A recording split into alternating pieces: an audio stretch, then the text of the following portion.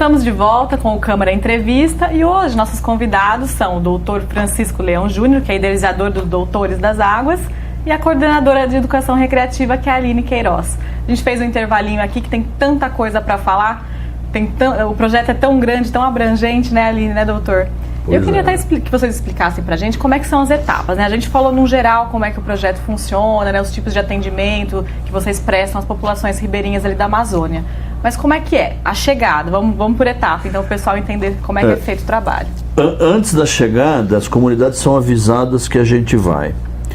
E quem faz isso é o Mauro Almeida Prado, que é o operador dessa agência de pesca esportiva e que mora em Manaus. E que ele se encarrega de mandar a gente nas comunidades avisar o nosso calendário qual é. E aí a gente chega no dia, né? Então chegou o dia, a gente chega nas comunidades e a gente escolheu, a gente volta sempre nas mesmas comunidades, que é para que o trabalho tenha uma sequência. Qual que é o roteiro, doutor? Qual que é o roteiro que vocês fazem? Na primeira semana a gente vai para o Rio Negro, sai de Manaus, vai para o Rio Negro. No Rio Negro a gente atende as comunidades do Rio Xeriuini e Jauaperi. São mais ou menos, tem aí umas 10 comunidades mais ou menos.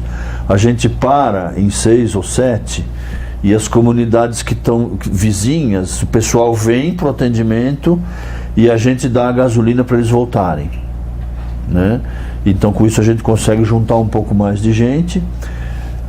A gente depois volta para Manaus, recarrega, troca uma parte da equipe, porque quem não consegue ficar as 2 semanas, fica uma semana só. O voluntário que precisa ir embora vai embora, vem outros. E aí a gente vai para o Rio Madeira, e no Rio Madeira a gente sobe o Canumã, e depois entra no Acari e no Sucunduri. Vocês vão sempre na época de cheia do rio? Nós vamos sempre na época de cheia, que é o que garante a navegabilidade do barco, né? Quer dizer, uma novidade importante é que a partir desse ano que passou, nós navegamos com o nosso barco pela primeira vez. Então o Doutores das Águas hoje tem um barco próprio, onde daqui para frente o atendimento será feito dentro do barco, né? Então a gente chega nas comunidades e as famílias vêm, e o primeiro passo, o primeiro estágio vão todos com a Aline para as primeiras palestras e primeiras orientações sobre higiene, escovação de dente, uso de fio dental, lavar a mão, enfim. Daí eles seguem para o cadastro, onde nós temos essa população toda cadastrada e nós fazemos uma primeira verificação e recuperamos a ficha dessa pessoa, dessa família, e aí as famílias vão para o médico. As famílias vão para o médico, vai a família toda. E nós são 5 médicos, e a gente procura levar todos os anos um especialista diferente. A nossa equipe básica são 2 clínicos, um pediatra, um especialista convidado e mais um outro médico. Todo mundo faz tudo, né? Mas a gente divide essa família. Crianças abaixo de 2 anos vão para o pediatra e o resto fica conosco. E o especialista convidado discute os casos da especialidade dele e nos orienta como é que diagnostica e como é que trata. Quantas pessoas vocês conseguem atender em média, doutor? Nós atendemos nas 2 semanas um total de entre 1.300 e 1.400 pessoas. O senhor acha que seria necessário ir mais que uma vez por ano à Amazônia? Tem algum projeto até em relação a isso? Olha, tudo depende de 2 fatores. Um fator que a gente não controla, que é a navegabilidade do rio, né? Quer dizer, a gente não tem... porque Amazônia, cheia na Amazônia, significa um rio subindo de 8 a 10 metros. Isso é uma coisa que para nós é um pouco difícil de entender, né? Quer dizer, aqui o rio subiu 3 metros e invadiu a cidade. Lá o rio sobe 8, 10 metros todo ano.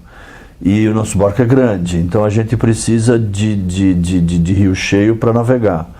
E a outra situação são recursos, né? Porque tanto voluntários como médicos, como equipamento, a gente tem que reunir isso ao longo do ano para poder montar a excursão e sair no comecinho de abril.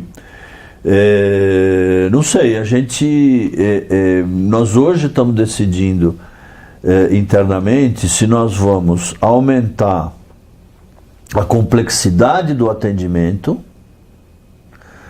ou nós vamos atender mais gente. E vocês já aumentaram a complexidade do atendimento, porque no começo era só a parte médica, depois a parte educativa. Exato, mas tem muito mais coisa para fazer, né? Quer dizer, então, é assim, a gente hoje, porque você tem que considerar o atendimento como se ele fosse uma UBS flutuante, depois eu explico, mas dali eles vão para o médico, eles são atendidos no médico, né? Do médico eles vão para o dentista, todos são examinados pelo dentista, né?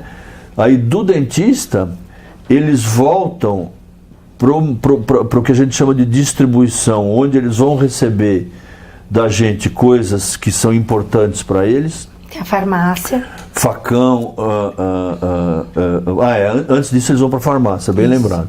Eles saem do dentista e vão para a farmácia. Então, na farmácia tem duas pessoas que vão fornecer a medicação que a gente traz e vão explicar para eles como é que toma. A parte da orientação. A parte da orientação. Aí daí eles vão para a distribuição, para o Mauro, onde eles vão receber coisas que são de utilidade para eles, ou seja, facão, reservatório para botar combustível, saco vazio para guardar farinha, talher, prato, copo, se precisar, porque muitos deles têm presbiopia, né, problema de enxergar de perto, então a gente leva óculos. Então eles experimentam óculos e ficam com óculos que melhor servir para eles, esses óculos de ler que compram em farmácia. A gente leva um estoque desses óculos para distribuir para eles. E daí, finalmente, eles terminam de novo por onde eles começaram, ou seja, na educação. E aí é que vem uma série de palestras complementares e que a Aline pode falar melhor de como é que termina essa viagem, esse circuito deles, né? O circuito começa e termina pela educação. Aline, então explica pra gente como é que funciona. E, inclusive é interessante, né? Porque para funcionar todo esse sistema, né? Porque é uma coisa muito bem estabelecida, né? Começa por aqui, etapa 1, 2, 3. Tem que ter uma sinergia da equipe, é um trabalho muito árduo, né? Não é tão simples, tem o pessoal da circulação, que a gente chama, porque para a família não ficar perdida, tem uma ou duas pessoas que é o pessoal da circulação, que ele acompanha a família. A ficha nunca circula na mão da família, que é para não perder. Então, quando termina o atendimento, você chama a circulação pega a família, pega a ficha e acompanha a família até o dentista.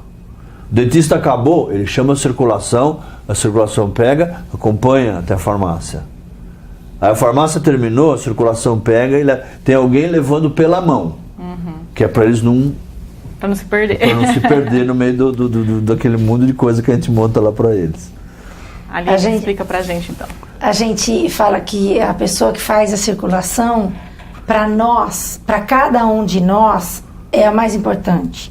Porque se a família se perde, até a gente juntar outra vez, atrasa todo o andamento.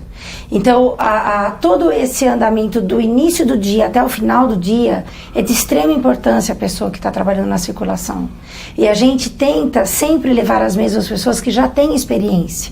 E aí vai que é um pianinho, né? É uma delícia. Aí funciona bem. Aí nós temos um jauense, o Natanael, tá desde o primeiro ano. Quantos jauenses são, Aline? Olha, o Natanael, o Chiro, fotógrafo. A Rose. Eu, a Rose, que era policial, que fazia o ProERG e tá lá com a gente, também faz parte da minha equipe. Eu que tive o prazer e a sorte de tê-la. Quem mais? Médicos, Tunico. O Tunico, o Dr. Lira, a filha do Dr. Lira, a Gabriela. Nós temos o psicólogo que está terminando psicologia esse ano, mas que é recreador há muitos anos, e eu conheço como recreador, que é o Neto, que também é da minha equipe. Temos a professora Mari Lúcia, que fez todo o trabalho de educação sexual. É um trabalho belíssimo, por sinal, foi muito elogiado até pelos médicos, ela que desenvolveu todo o trabalho. Então, eu acho que de jauense são esses, né? Tem o Luiz Alfredo, que pega remédio aí com tudo, né? Que consegue bastante remédio. O Luiz Alfredo é o meu marido, mas ele não vai porque alguém tem que cuidar das minhas filhas, né? Eu não posso sair as 2 etapas e deixar as meninas aí. Mas ele ajuda também, conseguindo todo esse material de medicação e tudo, medicamento, para que a gente possa levar para o barco, para a viagem. Então, assim, quando termina todo esse circuito, termina comigo, né? A gente faz um trabalho que é a educação recreativa. A educação é um grupo, a recreação é outro grupo. Essas pessoas, elas trabalham juntas o dia todo. Chega determinado momento, a gente tem que separar. Por quê? Eu, a Jaqueline, que é psicóloga e socióloga, e um dos médicos, que este ano foi o Dr. Kelter, que é de Ribeirão Preto, a gente foi em todas as comunidades falando sobre a educação sexual. Enquanto a gente está trabalhando em educação sexual de maneira bastante reservada, a equipe de recreação está entretendo os pequenos, para que a gente possa deslocar os pais, professores, agentes de comunidade. A maioria daquelas comunidades são evangélicas, então os pastores. Então a gente pega esse pessoal, coloca numa sala e depois de 2 anos, né, Chico, de estudo, de trabalho, a gente desenvolveu esse material com a professora Mari e a gente levou para lá.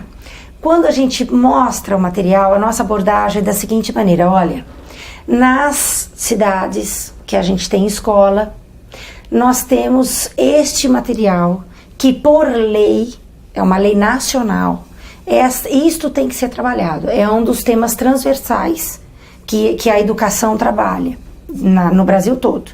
Então, aqui vocês não têm escola. Então, vocês é que são os formadores dessa criançada toda. Então, a gente está aqui para trazer esse material para vocês observarem se é adequado ou não, para vocês tirarem as suas dúvidas. E o ano que vem, se vocês acharem que está adequado, a gente trabalha com os adolescentes. Por que isso? Nós temos meninas lá de 11 anos que já ficaram grávidas sem saber que da relação sexual podia acontecer uma gravidez. Fato. Nós temos lá meninas e meninos que usam a relação sexual como brincadeira, porque não tem o que fazer. Então eles vão brincar e namorar, né? Aí entra uma grande diferença entre comunidades. Tem comunidades que as meninas e os meninos não se olham, né? Tem comunidades que um dos rapazes que participou desse trabalho com a gente disse assim: nossa tia, você vai ficar impressionada, os seus cabelos vão arrepiar com o tanto de coisa tanto desse assunto que eles dominam e o que eles fazem e tudo. Então, assim, a gente toma muito cuidado para que a gente só passa a informação. Quem deve usar pílula ou não, aí a comunidade vai tratar. E cada comunidade é um universo diferente. Um universo diferente. Né? Não dá para fazer uma coisa padronizada, porque cada um tem sua realidade. Exato. Então, assim, a Jaqueline veio esse ano com a gente trabalhar nesse sentido, para me ajudar nesse sentido, dizendo o seguinte: olha, a gente está aqui para adequar o material para vocês. Como é que a gente faz isso? Cada comunidade vai estar à frente desse projeto. E o Doutores das Águas fica na contrapartida. Então, a partir do momento que essa aula é dada por eles quem? Um agente da comunidade, um pastor, um professor. Cada comunidade tem uma maneira de dar essa aula, né? E aí vão ser feitas as perguntas e tal. Nessa dinâmica, entra o Doutores das Águas. Eu não sei essa pergunta, eu não sei essa resposta, né? Então a gente entra como apoio. Agora, aqueles valores a gente não mexe. A gente vai para mostrar que existe. A gente vai cumprir uma obrigação de lei, uma obrigação educacional. Agora, a maneira com que isso vai ser colocado depende de cada comunidade. Eles colocam. a gente só dá o apoio. Esse trabalho da educação sexual começou na última edição agora? Ou Na não? verdade, faz 3 anos que a gente trabalha esse tema. Mas com um método mais específico? Ou Não, com aula, porque agora a gente tem videoaula, Ah, que legal. né? Como telecurso. A gente desenvolveu isso nesses 3 anos. A primeira vez que a gente falou de educação sexual, teve um biólogo, que é o filho do Rubinho, ele chama Marcão, e ele então lidava, eu com as meninas e ele com os meninos, foi separado. Então a gente falava, olha, como é que vocês fazem? Mas para que a gente pudesse captar a informação deles, para que a gente pudesse desenvolver o material. Então durante 2 anos a gente conversava com eles, para que eles pudessem dizer para nós o que acontecia, né? Então a gente não entrava muito no mérito. Era mais um saber, era mais uma coleta de informações, né? Mas a gente falava da camisinha, ponto, a única coisa que a gente falava. O nosso material hoje, feito pela professora, ele vem falar sobre o corpo humano e a responsabilidade que a gente tem que ter com o nosso corpo, né? Agora, se é gostoso ou não, se pode ou não, se deve ou não, isso é a comunidade que vai dizer. A gente tá lá para fazer assim, olha, o corpo teu é desse jeito, lá dentro funciona assim, tá? E isso aqui você tem que cuidar, porque é seu, né? Você tem que ter respeito por ele, respeito pelo outro, é isso que a gente faz. Agora, as outras questões é dada pela própria comunidade e resolvida pela própria comunidade. E como é que eles estão recebendo essa educação sexual, Aline? Como é que tem sido essa receptividade? Olha, foi uma surpresa muito boa, né, doutor? Que é um assunto delicado, né? Até nas escolas, assim... Eles agradeceram muito, Bruna. Agradeceram muito. Foram unânimes em pedir o material pra gente por escrito, as apostilhas.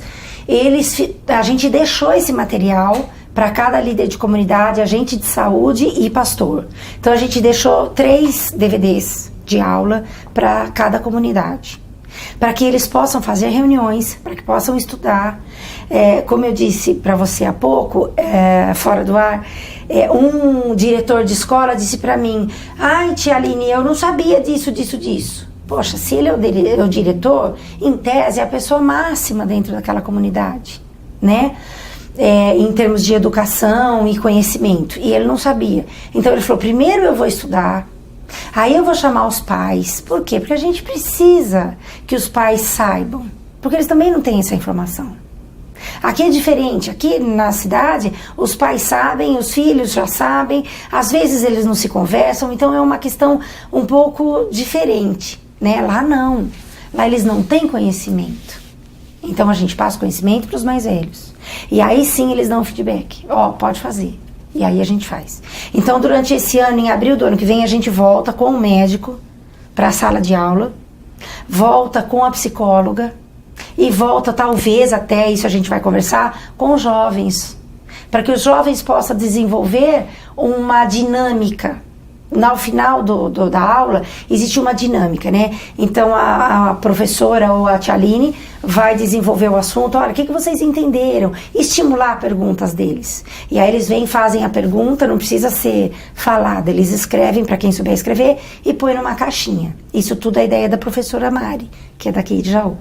Aí os meninos a mesma coisa. Foi colocado para nós, até pelo filho da agente de saúde de uma das comunidades, que jovens deveriam participar estimulando, e ele vai fazer isso com a mãe. E ele me deu muita informação, olha, você pode usar assim, assim, nessa comunidade funciona assim, eles sabem até isso e muito mais que isso. Então ele faz um norte para nós, né? Ele dá uma direção para nós.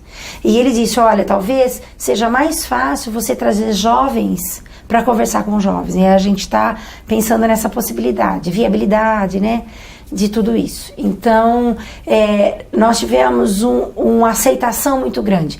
Tivemos pedidos de outros temas transversais, que a gente conhece como temas transversais, que falam sobre ecologia, meio ambiente. A gente já faz isso um pouco. A gente já ensinou as crianças a plantarem, a gente já ensinou a cultivar a horta, tem comunidades que tem horta, tem outras que não vingou.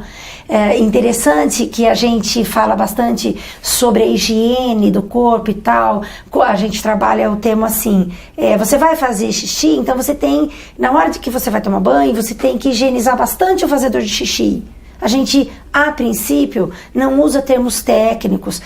Agora, na educação sexual, a gente começa a falar. E falar o atendimento ginecológico, né? Como é que foi essa questão? Que a gente sabe que... A Aline também me contou um monte de história antes da gente começar a gravar, né, Aline? E eles pegaram uma confiança, né, em você, por estar sempre lá próximo, e a partir disso vocês conseguiram inserir esse tipo de tratamento, né? O atendimento ginecológico, que a gente sabe que é uma coisa um pouco mais complicada, as mulheres ficam um pouco receosas, tem a questão cultural, que é muito forte, né? Como é que foi, Aline? Nós temos um médico ginecologista que é fantástico, é o Dr. Edgardo. Ele começou com Doutores das Águas. E o meu marido também é ginecologista, mas ele não participa da viagem do barco. O Dr. Edgardo tinha algumas dificuldades, né, Chico, para lidar com essa questão cultural. Mas algumas ainda tinham uma certa liberdade e conversavam, outras jamais, não queria nem passar perto. Nós temos um ambiente lá, todo fechadinho, resguardado, para fazer o atendimento ginecológico, mas não são todas as mulheres que aceitam.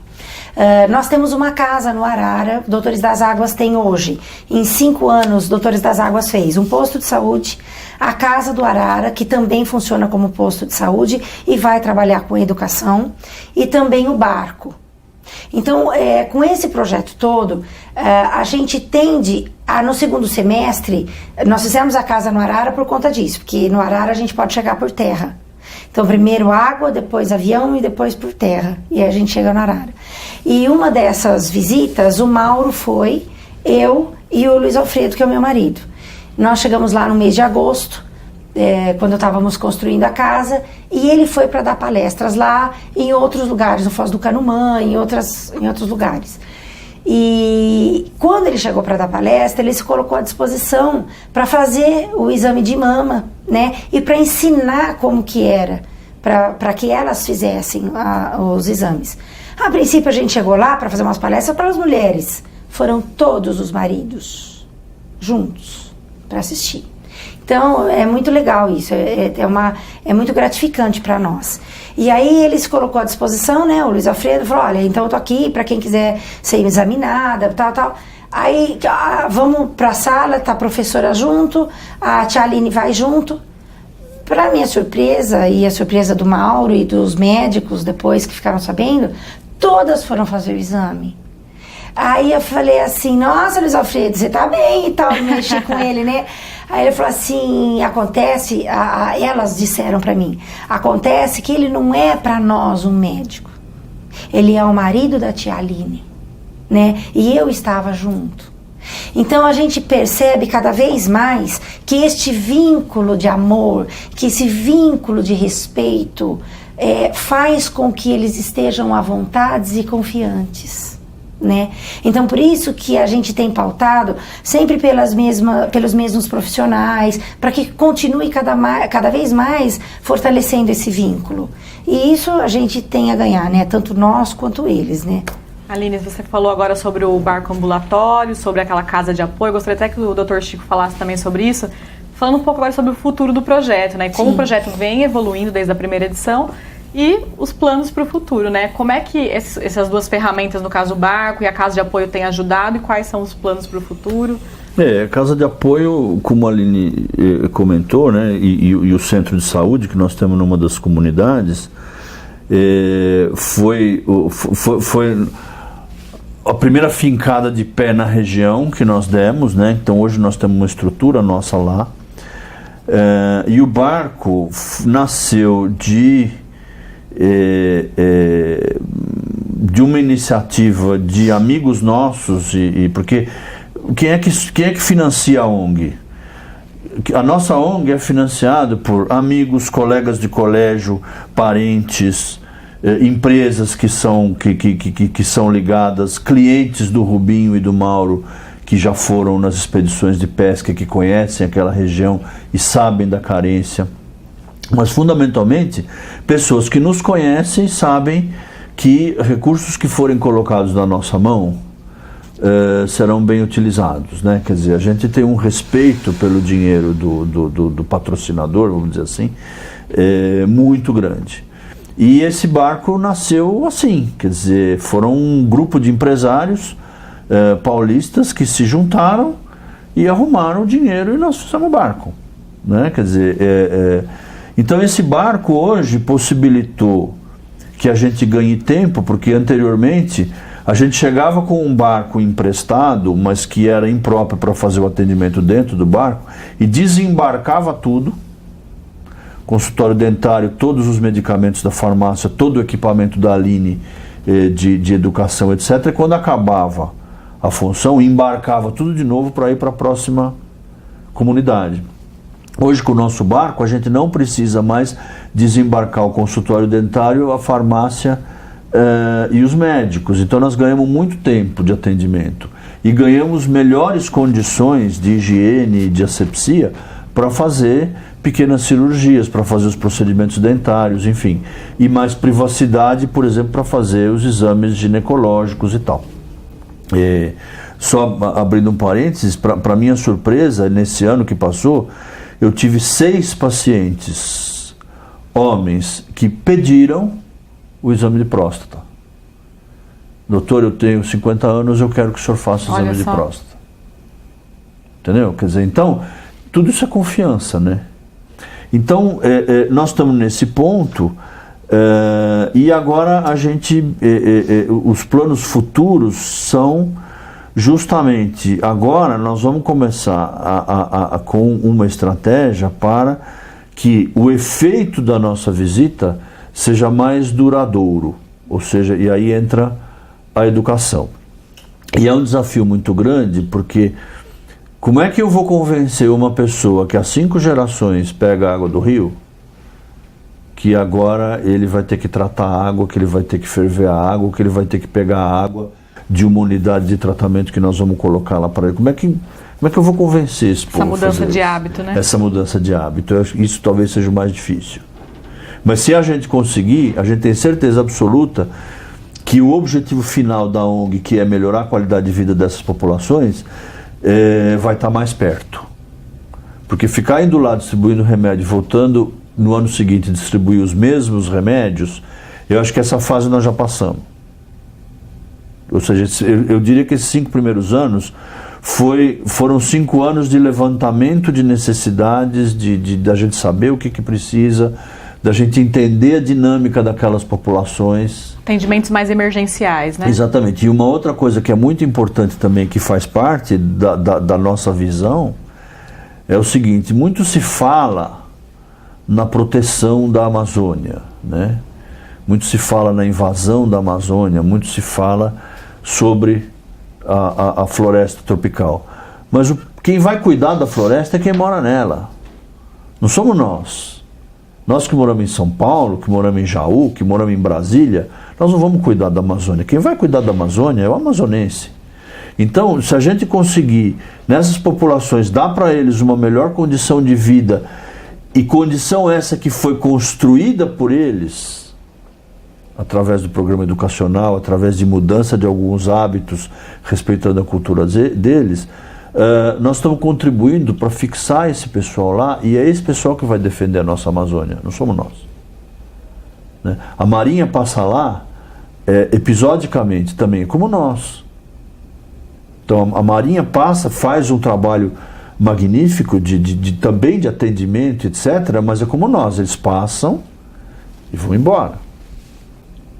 Doutor, tem tanta coisa que daria pra gente conversar, dá pra ficar aqui horas e horas a fio batendo papo. E é muito apaixonante, porque como a Aline falou, o voluntário que vai no projeto, ele quer voltar, porque na verdade a gente ganha muito mais do que dá para eles, né? Quer dizer, sabe, você largar um consultório em São Paulo, largar sua vida em São Paulo, ir lá e dar 1 semana ou 2 semanas para aquela população, não tem ninguém que não tenha ido no projeto que não tenha voltado diferente. Quem sabe a TV Câmara não vai no próximo, né?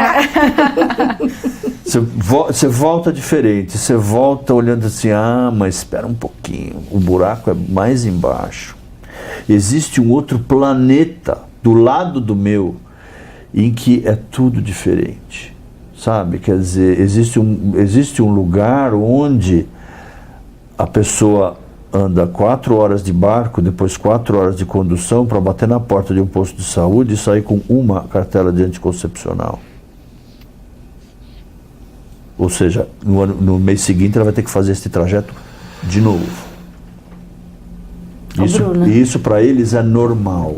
É um outro mundo, né? É uma coisa muito... Tem uma coisa que a gente da cidade chegou lá e ficou encantado, né, doutor? Por exemplo, lá nós tínhamos, ele faleceu esse ano, um senhor que chamava Antônio Dias. Ele faleceu esse ano com 96 anos. E cada vez que a gente chegava na comunidade, era a comunidade centenária, a comunidade dele, a gente chegava, todas as pessoas que chegavam iam o último cômodo lá no fim da comunidade, a última casa, o último cômodo onde ele estava, pedia a bênção e depois saía. Todas as comunidades a gente percebe, eles não têm educação, eles às vezes não têm televisão, às vezes não têm isso, não tem aquilo, mas o respeito entre eles, a hierarquia de família, eles não leem, eles não sabem o que significa hierarquia, eles são assim, ninguém ensinou, eles são assim. O respeito, você não vê uma mãe brigando com o filho, você não vê um pai gritando com o filho, você não vê um tapa no bumbum, você não vê violência doméstica entre pais e crianças. Existe a violência doméstica gerada por bebida alcoólica, aí é outra história. Em outras comunidades, aquelas mais próximas às cidades, aí tem, isso em qualquer lugar do mundo. Mas a gente está falando de núcleo familiar. O núcleo familiar lá que a gente encontra é muito, muito melhor às vezes do que a gente tem na nossa própria casa. E aí que a gente se questiona, né? Às vezes vocês, o resto da equipe vai à Amazônia, nós temos muito a ensinar, né? Mas nós temos mais a ensinar ou mais a aprender. Eu acho que nós temos mais a aprender com eles. Né? É um exemplo de vida e como eles vivem felizes com quase nada. Eles são felizes. Quando a gente chegou lá a primeira vez, eu principalmente, eu chorei do primeiro dia ao último dia. E muito. Chorei muito. Aline, você chorar, imagina. E assim, você começa a ver aquela realidade daquelas crianças, 2 crianças dormindo numa mesma rede, eles não têm cama. Então dorme assim, uma rede, outra rede, outra rede, o pai, a mãe, mais 3 crianças na cama. Eles são em 8 filhos. Dorme tudo empinhocado, mas a hora que acorda, eles são felizes, um não grita com o outro, sabe? É de uma harmonia que você fala, gente, onde eu tô, né? E eles não têm nada, e exatamente também por não ter acesso, eles também não têm essa, eu vou brigar por aquilo, não existe isso. É fantástico, é exemplar. Não, você vê no próprio barco, eu estava notando isso, quando acaba a semana que a gente começa a voltar para casa, e a gente vai onde as outras pessoas não vão, né? Quer dizer, pra você ter uma ideia, são 36 horas de navegação para chegar na primeira comunidade para começar a atender. Nossa. Então nós vamos longe. Aí na volta, você vê que tá todo mundo assim meio pensativo, né? Os voluntários, tá todo mundo namorado do barco, olhando, pensando no que aconteceu nessa semana. O que aconteceu nessa semana comigo? Sabe? Essa é a sensação que você tem quando volta, né? E todo mundo volta diferente. Não tem um que volte do mesmo tamanho que foi.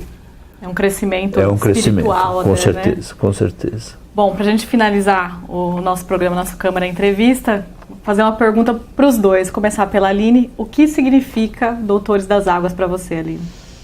Agora a Aline vai chorar. É assim, eu não sei mais viver sem ele. Eu penso nas minhas crianças que estão aqui, os meus filhos biológicos. Eu penso na minha família que eu amo muito, mas lá também é minha família hoje. Então eu passo o ano todinho ligando pro Chico, atrás dos médicos, atrás dos dentistas. Olha, eu tive uma ideia. Olha, eu conheci alguém. É o ano todo. A gente vive isso. E quando a gente chega lá, para mim, ter chegado esse ano, eu levei um teatro para lá. Ele fez fantasias e tudo. E o doutor teve a oportunidade de presenciar uma criança bem a hora que ele chegou, assim, parece que é coisa, né, assim, coincidências não existem, né? E a hora que o Dr. Francisco chegou, tinha um garoto no nosso palco do teatro dizendo que queria ser médico. E aí eu chamei o Chico e tal, primeiro deixei o garoto falar, e ele fala, eu falei, mas por que você quer ser médico? Ele falou, porque eu quero ajudar as pessoas. Eu falei, mas que médico que você viu, que você gosta mais, que te inspirou, que te levou assim? Ele falou, do Doutores das Águas. Então, para mim, se eu não pisasse nunca mais na Amazônia, para mim já teria valido a pena. Né? De ter uma pessoa que quer ser médico para poder cuidar dos outros. Quer dizer, então ele se sente cuidado, ele se sente amparado, né? Ele se sentiu amado. Então, e foi justo a hora que o doutor chegou ali, sabe? Aí eu falei, vem cá, doutor Francisco, vamos conversar com ele um pouquinho e tal. E aí ele foi também para o teatro nosso. Então, eu ter chegado no 2º ano, aquelas crianças não me olhavam, elas não sabiam brincar. E a gente trabalhou a estimulação do corpo, trabalhou raciocínio no ano seguinte. E aí trabalhou a interação. E agora eles conseguem fazer um teatro. Então, para mim, assim, se terminasse hoje, eu já estaria satisfeita. Não, muito mais que satisfeita, muito feliz. Só que a gente tem... Aí a nossa responsabilidade começa a aumentar, né? E o nosso amor é muito maior. Então, eu vou adiantar aqui para você, mas a nossa ideia realmente... Vou falar aí, doutor. A nossa ideia realmente é no 2º semestre ir pelo menos 2 vezes para a Casa do Arara, que é onde a gente consegue chegar para o carro, para desenvolver um trabalho educacional. E ali no Arara, sendo um centro, poder buscar as outras comunidades em volta para poder trabalhar ali naquela semana que a gente estiver lá. Então, além de abril, né, que já é o calendário, a gente está tentando, para isso a gente precisa disponibilizar recurso. Né? Não basta só a gente ter vontade. Né? A gente precisa de equipamento, eu quero levar os computadores, eu preciso de uma antena da internet. E já estamos, né? Já fui buscar com a Claro, com a Vive, a gente já está buscando, já estamos trabalhando nisso. Inclusive, quem quiser ajudar, a gente vai colocar o site aqui embaixo da ONG, para quem quiser ajudar, tanto de participar pessoalmente, né, de ajudar nessas expedições, quanto com recursos, né? Qualquer tipo de ajuda sempre é bem-vinda, né? Sim, pode ser dinheiro, pode ser material, pode ser computador, pode ser impressora. Tudo que for de educação, a gente está montando uma biblioteca. O Itaú deu uma biblioteca para nós e a gente está montando, assim, está tentando melhorar ampliar, né? Porque a gente tem uma biblioteca básica, mas algumas coisas ainda a gente precisa. Então, o que for... do que vier de doação para nós é muito bem-vindo. Doutor Chico, sua vez, o que o fundador e idealizador desse projeto tão maravilhoso, o que significa hoje o Doutores das Águas para você? Para mim, o Doutores das Águas significa, assim, do ponto de vista pessoal, significa devolver uma ínfima parte daquilo que a vida me deu. Eu tenho saúde, eu tenho família, uma família maravilhosa, eu pude estudar, eu tenho dinheiro, eu tenho tudo. Então, muita gente critica muita coisa, fala-se muita coisa, mas pouca gente faz, né? Então, para mim, Doutores das Águas significa que eu estou fazendo a minha parte. Que ela pode ser até pequena, pode ser, sabe, meia dúzia de comunidade perdida na Amazônia, mas eu fui lá e fiz. E eu acho que se todo mundo pensasse assim, nós teríamos um país melhor. Né? Porque muita gente reclama e critica, mas na hora do vamos ver, cadê a ação? Né? Quer dizer, e eu, graças a Deus, nós conseguimos, né? Quer dizer, a Aline, o Rubinho, o Mauro, eu, o Luciano, que é o coordenador dos dentistas, enfim, juntar pessoas em volta da gente que nos ajudam de todas as maneiras, ou seja, ajudam com dinheiro, ajudam com o seu próprio tempo, né, porque são 5 médicos e 4 dentistas que largam seus consultórios e vão para lá com a gente, entendeu? O voluntário paga a própria passagem do seu local até Manaus. Então não é o projeto que dá a passagem, é o voluntário que paga a passagem. Essas pessoas vão, pagam as suas despesas, ficam lá com a gente. Tenho certeza absoluta que eles recebem muito mais do que eles dão, porque todos eles querem voltar. E com isso a gente sente que a minha contribuição eu dei. Entendeu? Então eu hoje sou uma pessoa muito mais feliz, porque eu sei que eu estou fazendo aquilo que eu posso para contribuir com essas pessoas que, repito, quando a gente vai lá, eles é que cuidam da gente, eles é que guiam a gente, eles é que nos aconselham, olha, não bota a mão nessa planta, não come isso, olha, cuidado naquilo, eles cuidam da gente lá. Então é uma forma da gente retribuir o carinho com o qual eles nos recebem quando a gente vai lá. Eu acho que se desse para resumir em uma única palavra, esse projeto é troca, né? Troca. É troca. A gente troca e só que é uma troca que é meio marota, porque a gente recebe muito mais do que dá para eles. Nós ficamos devendo para eles. Nós sempre estamos devendo para eles. Gostaria de agradecer imensamente a presença de vocês aqui no Câmara Entrevista. Eu adorei, espero que quem esteja em casa assistindo também tenha gostado. Nós conversamos então com o Dr. Francisco Leão, que é idealizador do projeto, com a Aline, que também coordena o projeto, a parte educacional, a parte recreativa. Se você quiser rever essa entrevista ou outras entrevistas, nós estamos também nas redes sociais, no Facebook e no YouTube. Muito obrigada e até a próxima.